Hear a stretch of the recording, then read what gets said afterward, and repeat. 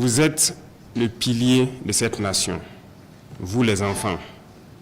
Et vous devez comprendre que la situation que nous vivons n'est pas une situation normale, si je peux dire. Mais vous, les pupilles, vous devez encore mieux comprendre que les autres enfants pourquoi le Burkina Faso est dans cette situation.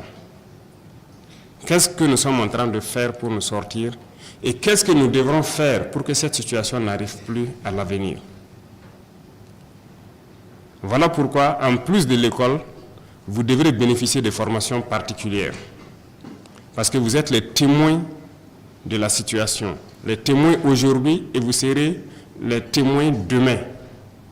Vous êtes mieux placés pour dire aux autres enfants ce que vous vivez parce que cette situation est liée au Burkina Faso.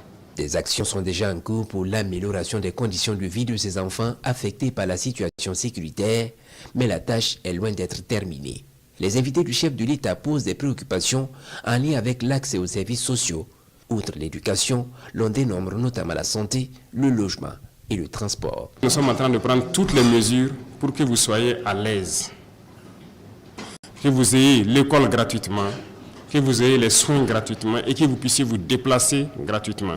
Nous avons vu des cas où, après le décès du combattant, il y a des questions d'héritage, il y a des questions d'indemnité qui divisent beaucoup de familles.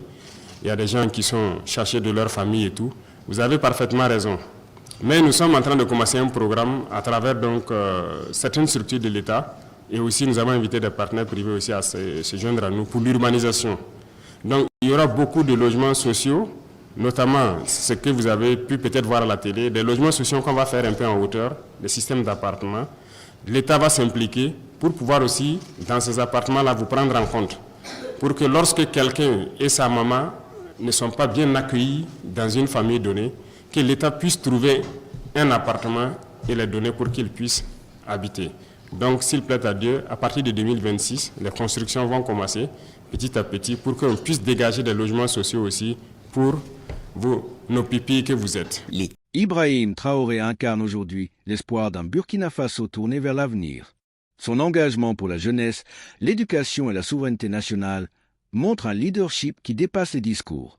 En investissant dans l'avenir des enfants, il pose les bases d'un pays plus juste, plus autonome et plus éclairé. Son parcours prouve qu'un dirigeant peut choisir la voie du courage et de la vision à long terme. L'histoire retiendra certainement ses choix décisifs. Merci d'avoir regardé cette vidéo. Abonnez-vous pour d'autres analyses et laissez votre avis en commentaire. L'avenir du Burkina Faso est en marche.